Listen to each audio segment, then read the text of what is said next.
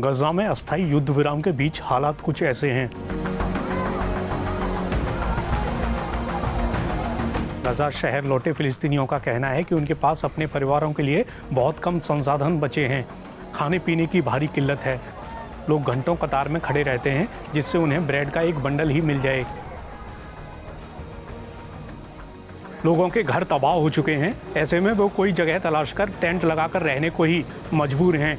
दावा यहाँ तक है कि लोग कब्रों के बगल में रहने को भी मजबूर हैं। ऐसे में लड़ाई भले ही अस्थायी तौर पर रुक गई है, लेकिन आम जिंदगी के हिसाब से गजा अब रहने लायक नहीं बचा है। फिलिस्तीनी अरबों डॉलर की आपातकालीन सहायता की अपील कर रहे हैं। इसमें मलबा हटाने के लिए भारी मशीनरी से लेकर इजराइल की बमबारी से बेघर हुए लोगों के लिए आवास और टेंट तक शामिल हैं। ब्रेड लेने के लिए खड़े अहमद कहते हैं, मैं खड़ा हूं ताकि मैं अपने परिवार का पेट भरने के लिए ब्रेड का बंडल ले सकूं। हम लगभग 22 लोग हैं और हमारे पास सिर्फ एक बंडल है।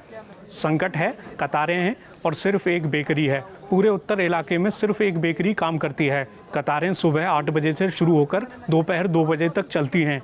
आपको सिर्फ एक बंडल पाने के लिए लाइन में खड़ा होना पड़ता है और अंत में आप अगर इसे घर ले जाते हैं तो ये पर्याप्त नहीं होता, आपको और चाहिए होता है। ये सब बेकार है, कुछ भी नहीं है। आपको फिर से लाइन में खड़ा होना पड़ेगा। आपको फिर से इस प्रोसेस से गुजरना होगा। मुझे सुबह नाश्ते के लिए एक और बंडल पाने के लिए सुबह ही वापस आना पड़ेगा और फिर से कतार में लगना पड़ेगा।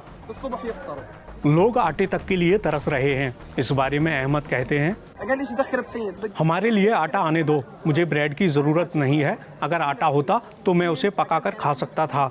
हमारे लिए आटा आने दो, लेकिन आटा कहाँ है? ना जलाऊ लकड़ी, ना गैस, कुछ भी नहीं है।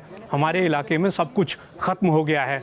हम इस हाल में ही दक्षिण से आए हैं। वहाँ कम से कम थोड़ा बहुत तो था, लेकिन यहाँ उत्तर में ना तो ताज़ा पानी है, ना खारा पानी, ना ब्रेड है, कुछ भी नहीं है।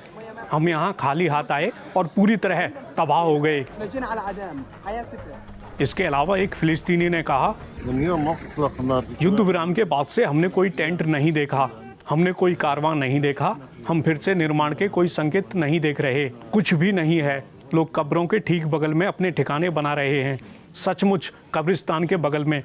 मृतकों के बीच टेंट बना रहे हैं, बस रहने के लिए जगह पाने के लिए।